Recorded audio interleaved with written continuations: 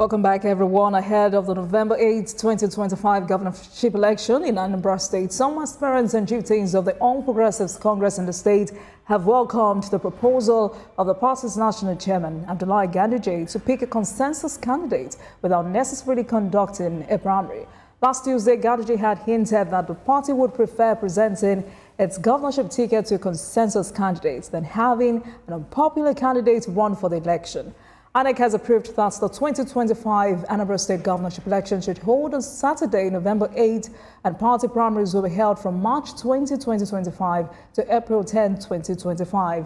Joining me on Politics Tonight is Professor Obiora Okonkwo, is a founder United Nigeria Airlines and also APC governorship aspirant in the November 8 governorship election. Prof, good evening to you. Thank you very much for joining us on Politics Tonight. Thank you for having me. I'm glad to be here. All right, good to have you. So let's start this way. First, you've said it's the turn of the Anambra Centre, but for your party, it looks like the idea of direct or indirect primary is out of the way, and it looks like your party would be opting for a consensus candidacy. Are you pleased with this?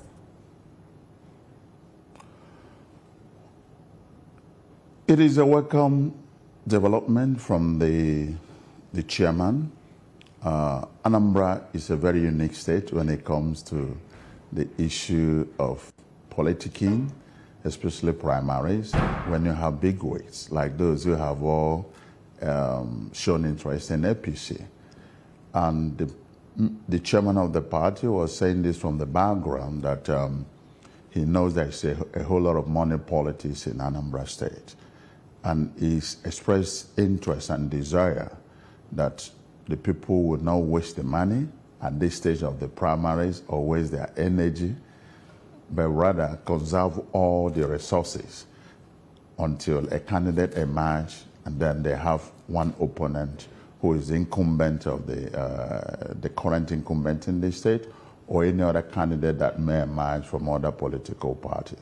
So he's saying this, bearing in mind that that may be the best way to produce the best candidate for the party, because he had also said the party will go to the election with the best they have. And that is the best who can challenge and win the election, the best who has the advantage from the areas that can win the election, the best who is able to mobilize the party, not only the party, but all the opposition in Anambra State. But are you bothered that this idea, Prof, are you bothered, or does it bother you that this idea of a consensus candidate may plunge your party into crisis if not handled properly?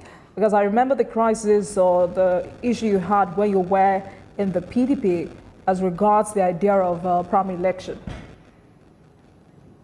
No, not at all. I'm not really bothered. It's a welcome development, which I think all the aspirants are prepared to give the best shot.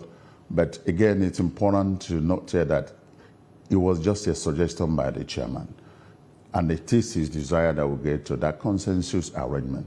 But whereby it does not work, obviously, he's not ruling out entirely the possibility that the aspirants will go to the field and then, test their popularity. But I think for what he said, has a lot of wisdom and experience, and it is to the best interest of the party in Anambra State. Because if we can agree before the primaries, definitely has possibility of reducing some rancor that do emerge after the primary. So I am not bothered. It's a welcome development, and I think my brothers, colleagues who are the aspirants also will not mind if that consensus will be reached. So the November 8th election looks like one that would be fiercely contested. For now, you're one of the billionaires who have indicated interest in, quote and unquote, on seating Professor Soludo, who, by the way, is your friend. And I am aware that you've been friends for decades, or you've known him for decades. Are you fit for this task? I mean, there is the feeling out there that he's already coasting home to a second term. Are you capable of stopping him? Oh, yes. We are friends. He knows that. As a matter of fact, he knows that he's sitting on my seat.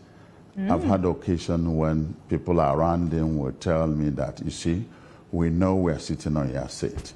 If they had not robbed you of PDP ticket, you probably would have been the governor. So, and I know, I've said it also before now, that obviously before I was robbed the ticket, we had had a meeting at his own initiative. Present in that meeting was Senator Ikechukwu Biora, where he pledged his support to me in case, eventually everything goes to my favor, that he was ready to work for me, because he knew that at that point I had run everybody out of town, including even APGA, that was a sitting incumbent government then. And obviously that time the governor, Obiano, had not come out fully to support him because he was waiting to see what would be the outcome of the primaries of PDP, which they invested hugely. They invested more money probably than me for me to lose the primary, because they were afraid to face me on the election day. So it was only until that happened that he was able to, to rise from APGA side. And based on that understanding we had in that meeting, obviously everything I did on the other side of the party that I moved into was to offer him the best advantage he could to arise, because we had that understanding. Recall I was the first to congratulate him, even when the election was yet unconcluded. And in his first official statement interview after in the process of the election, he acknowledged the fact that I had even congratulated him because we were working together for him to win. Because then, obviously, I was unfairly treated, and the whole state knew about it, and you wouldn't just reap from where you did not sow. So for that reason, it was the loss of PDP. So for now, all those people who knew I was robbed have a whole lot of sympathy for me, and obviously we are driving a movement that actually made me to make up my mind to come out this time and complete the job we have started a few years ago. Saying that Professor Soludo is sitting on your seat is such a bold statement. But I asked that question for two reasons. First, some APC members are talking about wanting someone with a comparative advantage. So how popular are you in Ogidi? How popular are you in Idemili North? How popular are you within your party? Considering that you were with the PDP, you defected to the ZLP and now the APC, why did you think APC is the right place for you? Well, in terms of my popularity, I thought you would have been the one telling me that from what is obvious out there, because I guess you press people have your ears on the ground. If I say it somehow, I'm sure it might be like, okay, everyone would say it's popular. But there's no doubt that Soludo knows that I am the only challenger he has in this election. Even if you look at what the APGA team is doing, he has set up a whole team of media war against me. And it is not just even to run against me. They just want to knock me down. They don't want me to get the ticket. There's a whole lot of conspiracy. As a matter of fact, each time I run the election, I don't really run against the aspirants, my colleague aspirants. I run against the external people who don't want me to be on the ballot paper. Let me tell you this. Party is very critical. We ran in PDP, yet it's not a secret. And you knew how strong, how organized PDP was. For 4 years, I had all those things put together, and we're coasting to victory until that happened. Now, in terms of advantage, I am from Anambra Central. Anambra Central has the 60% voting population of Anambra State. And these votes are concentrated around my own local government area, Idemili North, where I am the leader. So when I come out on a PC ticket, you already have 6-7 local governments secured, because between Idemili North and Oka South, you have huge voting population. Then Anambra Central is in between Anambra South and Anambra North. And within that, my election, my politicking, I have been able to build a very strong political alliance with Anambra North. In fact, my political partners in Anambra North are holding sway in that political scene. We are talking about Tony Nwoye, who is the senator from Anambra North. We're talking about the National Assembly members there who are from Labour Party.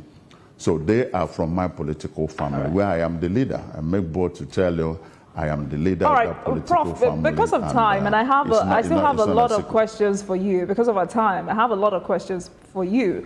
Does your party stand a chance? Yes, you're popular, but does your party stand a chance in Anambra State? And I'm asking because of what Aga chieftains think of your party, the APC. Most of them think the APC has essentially been deserted by anyone in Anambra State with a modicum of integrity and has become a union of political perverts where the center cannot hold after March 29, 2025.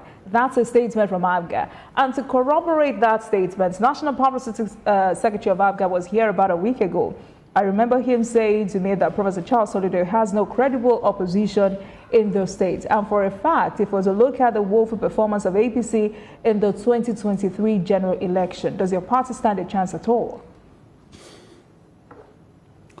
Well, the past is gone. We're not talking about presidential election. We all knew how that went.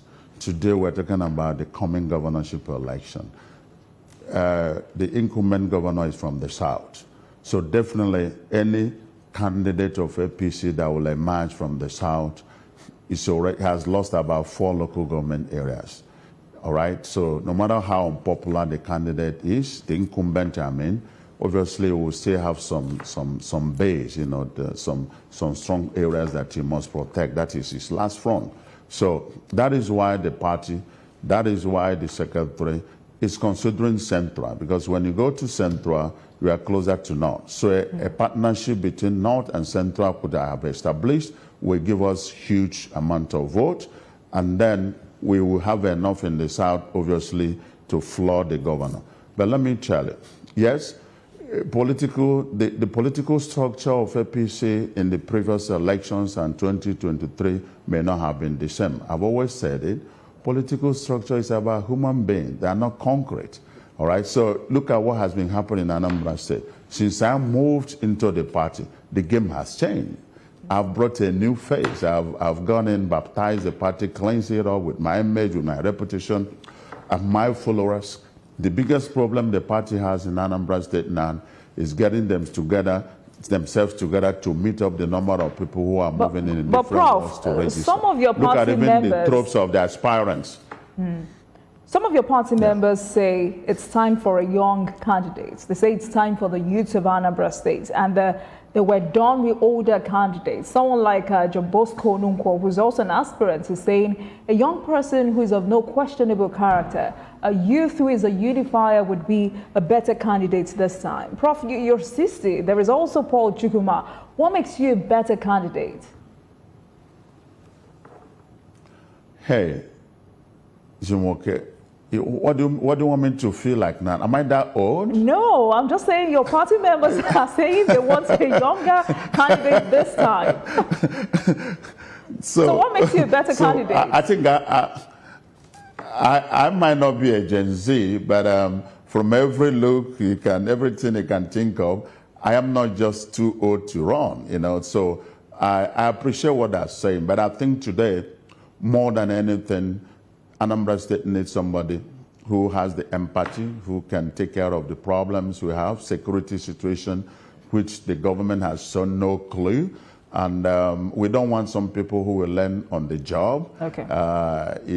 They just want somebody who can hit the ground running. The youth obviously will be accommodated. Those people you mentioned are my young brothers. They are like my boys. We know each other. I think they will be happy if I will emerge, and they surely we will groom them for the future. So I think that I'm better positioned now to use the experience I've gathered in all the area. By the way, these are people who had worked under me politically in Anambra State. So I guess they will be glad if I win. But the majority of Anambra people want somebody who cuts across all the divide.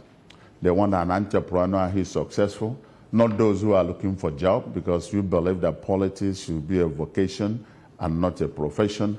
Unlike our governor Soludo, who has done nothing else in his life apart from talking, as a professor of theory.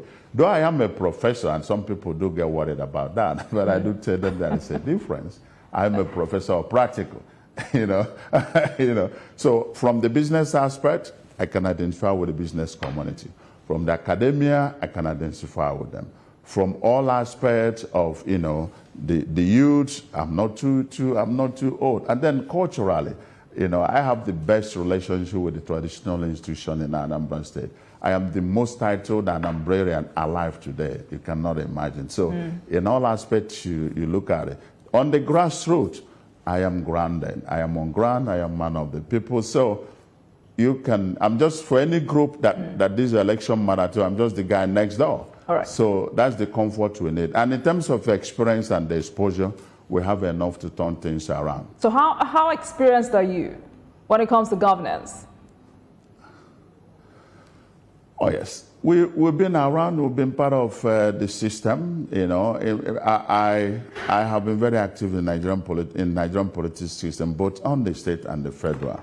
And the government experience, by qualification, I'm a political economist. There are not many politicians in Nigeria who have my exposure. And by the way, I am trained for leadership. I went to school in Russian Academy of Science, where I got my PhD, and then in People's Friendship University, where I was trained to be a leader. In fact, my university had produced not less than 15 presidents in the world, because we are trained for leadership. We are trained for managing the economic development of different states. So in terms of training, I got it. In terms of practice, I've also shown that in different other positions I've taken, but silently.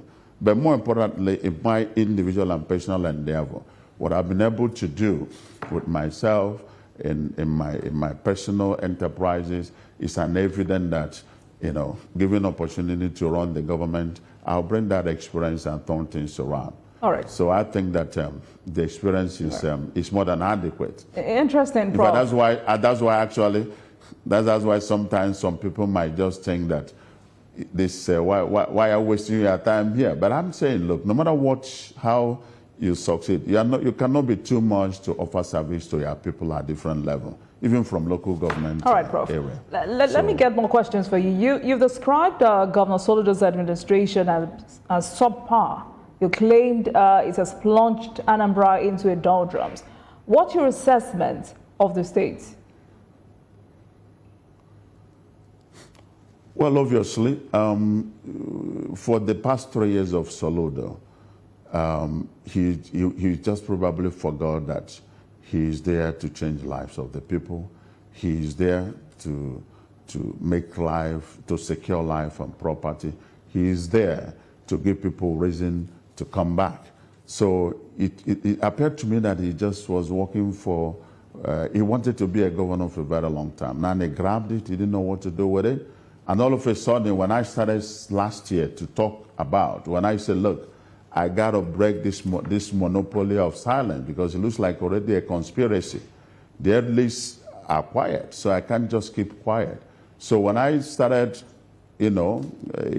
touching on some issues that are really critical, issue of security, there's no life in Anambra State anymore. There's no economy, actually. Our economy has broken down. So he woke up from slumber and trying now to do things that are not well thought of. So nothing has changed. Soludo has no capacity. Every single thing he's putting in place is for politics. You can't be talking about politics of Anambra State today and you think that anything can get better with this quality of security team. He called this name, Udogachi, which I say is Soludogachi. Is that what I'm going to present to Elon Musk? So talking about that, Prof, because you seem to have written off the Soludo government managing security in Anambra State. But when you go around Anambra State, you keep hearing that Soludo is a solution. Some say that it's bringing some solutions to Anambra's problems. There is Agune Chamber, there is Operation Udogachi, but other concerned Anambra State sons and daughters say the state is gradually turning into an ungovernable space. There are criminal elements scattered across the state, killing their own people, while there is no life beyond 5 o'clock. As a result, the people of that state are living in mortal fear of these criminals. So what would you do differently if you become the governor? Well, Soludo is master of rhetorics. So what would you do differently? He's actually not the problem. He's not the solution, but he is the problem. What I have to do differently is to tackle it head on. You see, you wouldn't solve security problem by just bringing some untrained people on the street, arm them with guns to shoot down some people. You have to go to the fundamentals. You need to bring back a good economy, both daylight, day economy, night economy. And you need to also be a model to these people. Well, for coming in to solve security problem, we will discuss details very soon. I am involved already. I'm doing a whole lot about security of Anambra State. But the bottom line is that 60% of these people who are involved in this kidnapping are those living in Anambra State that all the things they have tried to do have failed. Whether they're Okada drivers, whether they're Kakena Pep drivers, Soludo has chased them out of their business with taxes. There's no even night economy because by 6 o'clock everybody has gone home. Sit at home remains unresolved. All these things have been solved in neighboring states except Anambra State. Even the governor of Enugu State has been there for barely 2 years. Stopped sit at home in 3 months.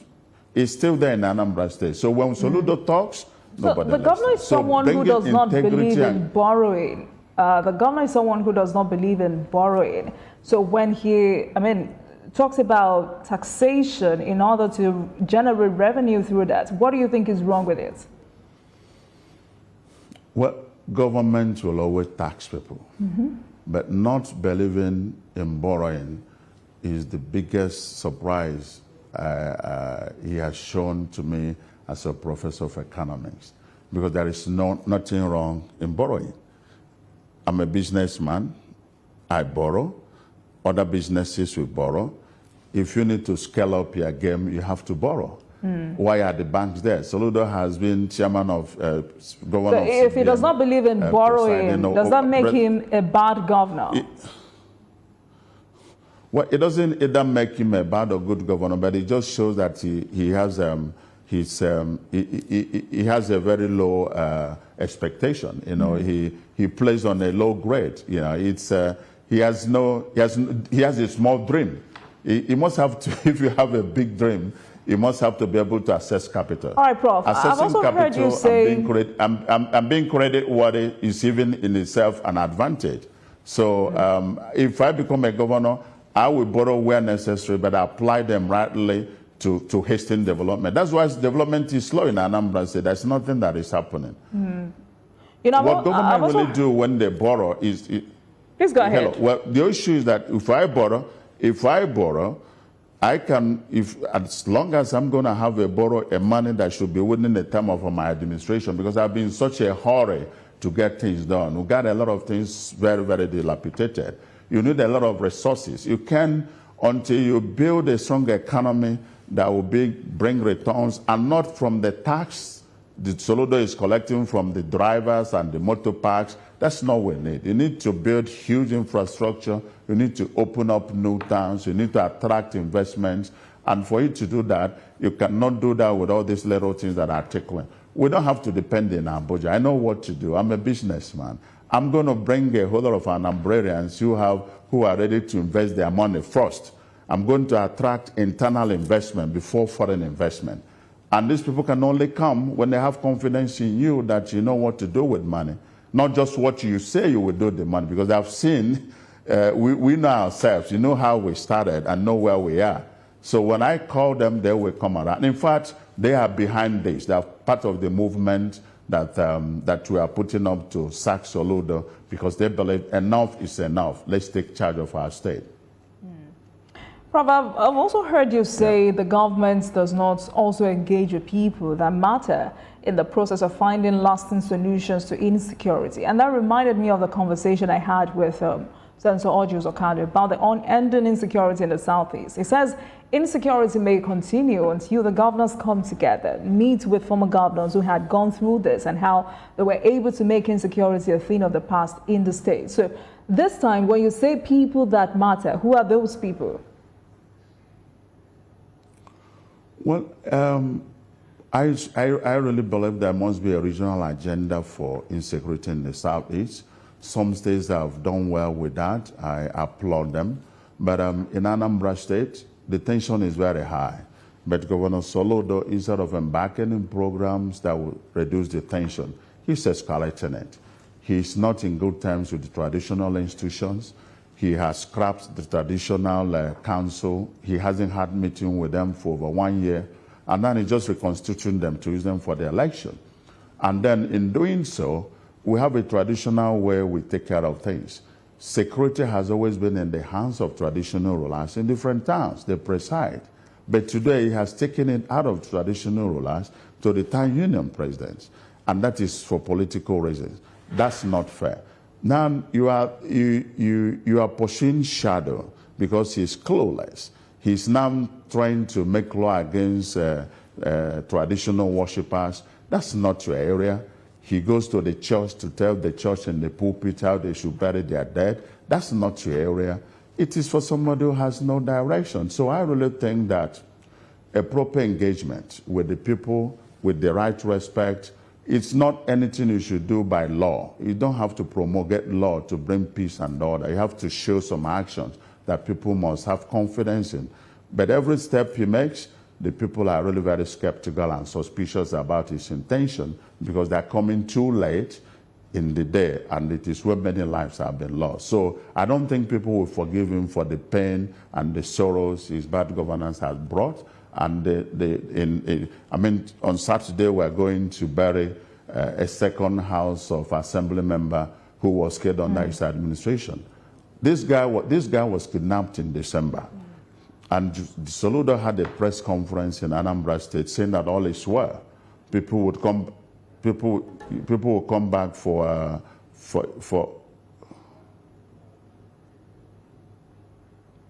Prof, are you there?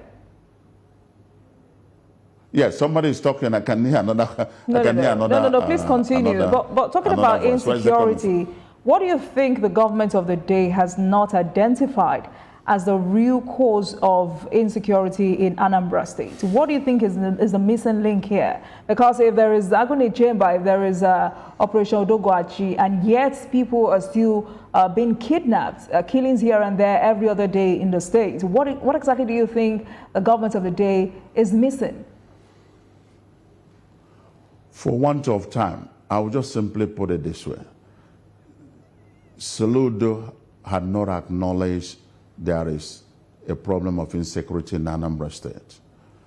He's not bothered about it, and he had refused to invest in it. But Prof, I think it would be unfair to say that the governor has not recognized that there is insecurity in the state and that is not bothered. I mean, if it's coming up with different initiatives just to make sure that this is nipped in the bud, I think it's quite unfair to say he's not bothered and he's not doing anything about it. It may not be enough, but you saying he's not doing anything about it sounds very unfair, don't you think? Well, you see, if you are really from Anambra State and know how we feel, you can understand me. I'm not talking about his the later attempt, which started from this January. He has been governor for 3 years. Life has been hell in Anambra State. So that would have been the first thing he would do. In the debate leading to the election, he had acknowledged that Anambra was the safest state in the federation. So before December, nothing was done. So before now, we are thinking that this is medicine after that.